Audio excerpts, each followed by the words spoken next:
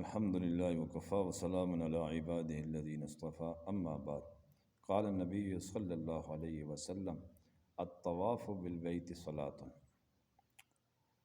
جناب نبی کریم صلی اللہ علیہ وسلم کا ارشاد مبارک ہے کہ بیت اللہ شریف کے ارد گرد جو طواف ہے یہ نماز کی طرح ہے۔ مطلب اس کا حدیث کا یہ ہے کہ جس طرح نماز کے لیے وضو ضروری ہے تو اسی طرح طواف چاہے عمرے کا ہو، چاہے طواف حج کے دوران طواف قدوم ہو، طواف زیارت ہو، طواف وداع ہو، ان تمام صورتوں میں وضو باوضو ہونا ضروری ہے، ورنہ طواف تو ادا ہو جائے گا لیکن اس کے اوپر بندے کے اوپر صدقہ یا دم لازم آئے گا۔ یہ کچھ چیزیں ہیں جو مطلب بہت سارے علماء نے چھوٹی موٹی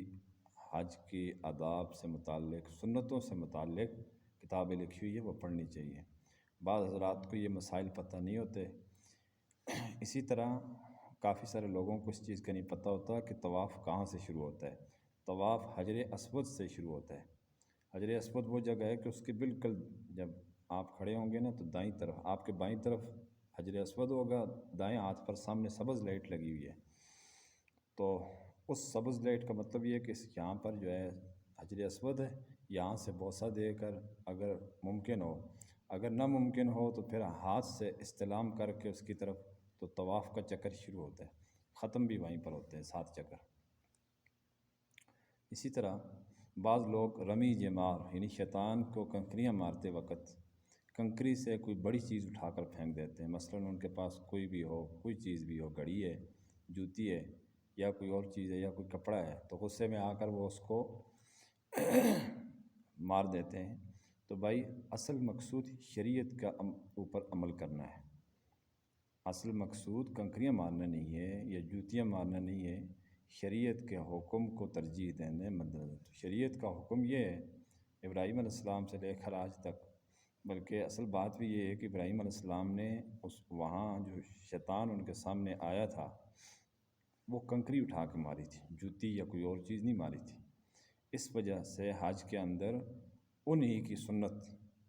پھر ان کی تابعداری میں صحابہ رضی اللہ عنہ اجمعین نے بھی، نبی کریم صلی اللہ علیہ وسلم نے بھی کنکریاں ماری ہیں، امت آج تک کنکری ماری جا رہی ہے،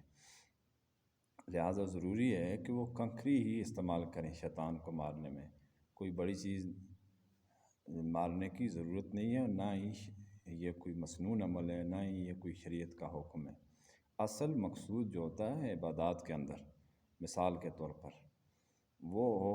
شریعت کا حکم ہوتا ہے۔ فرض کریں فجر کی